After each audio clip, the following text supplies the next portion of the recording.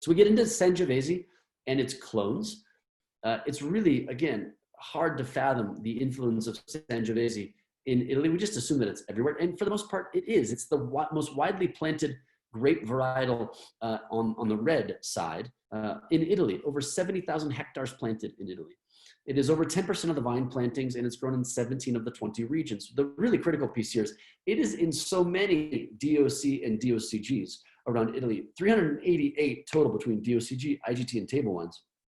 It's hard to believe that the only one requiring 100% Sangiovese as a DOCG is Brunello di Montalcino, and only one that requires 100% Sangiovese as a Rosso di Montalcino. Of the other 88 DOC and DOCGs, none of them require 100% Sangiovese. Chianti Classico require 80% of Sangiovese. So for many people, it's hard to understand what is identifiable as Chianti Classico, and that's largely attributed to the fact that it's not always representing 100% Sangiovese.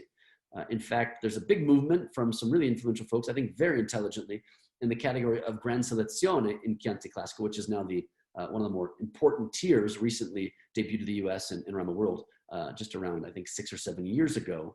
The Gran Selezione category is introduced, but it doesn't require that category to have 100% Sangiovese. And a lot of producers are talking about, well, let's bring up that and make it only 100% Sangiovese.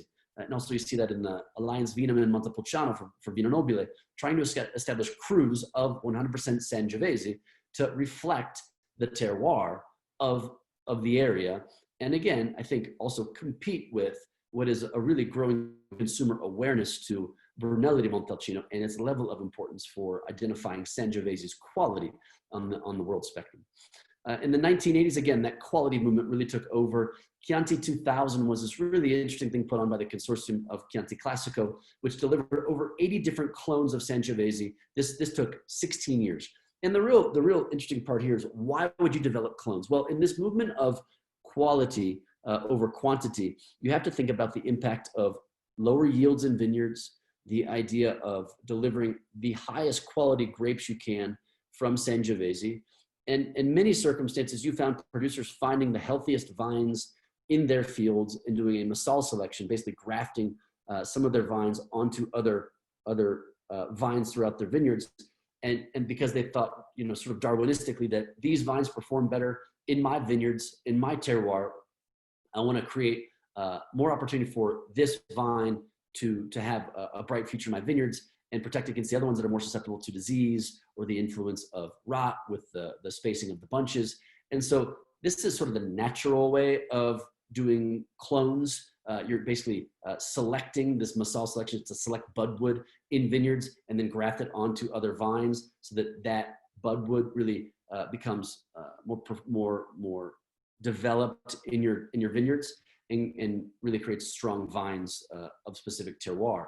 In the idea of clones, you're trying to go after a very specific type of grape bunch that may be looser because you want air to pass through these wider grape bunches. You're looking for smaller berries. You're looking to avoid issues like rot, which means, if it rains a lot, which it does in Chianti Classico and in Chianti and also Montalcino, you're not allowed to irrigate in hot seasons. So this concept of developing clones was all around risk mitigation, disease mitigation in the vineyards, in the hopes that you could create really high quality grape bunches, very disease resistant vines that allowed you to have old vines in your vineyards. Old vines, of course, create some of the most interesting and compelling wines for us because they've got deep roots, they have naturally lower yields, and so it really helps create what we look for in terms of complexity and age-worthiness of wines. So this period of the 1980s was really huge in terms of this paradigm shift, not only for the quality movement, but also the research and development of Sangiovese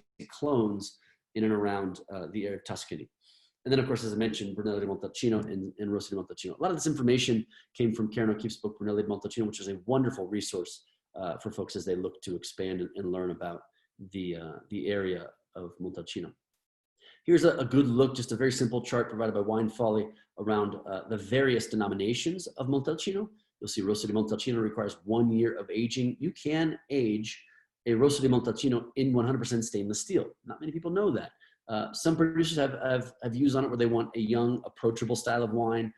In general, I think that you would find most producers would agree that Sangiovese needs a little bit of oak aging to soften tannins. And this is why originally, when Brunello di Montalcino was developed, even before it was a DOC, it required 5 years of aging. At one point, it was up to 4 years total in oak. That has since been reduced to only 2 years of oak aging.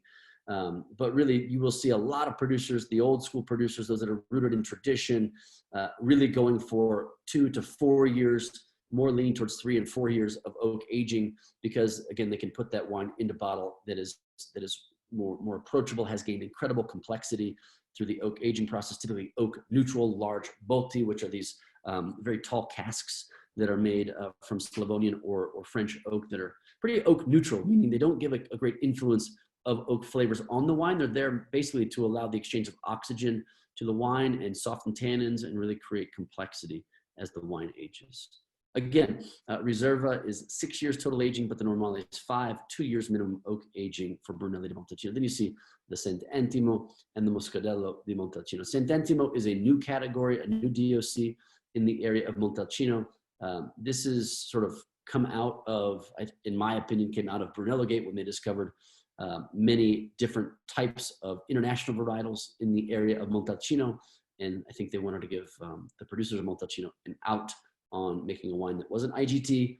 It became its own DOC called Cent'Intimo. It's really not that well known to the American consumer, because I think largely people look at Montalcino for Brunello and Rosso, and rightfully so.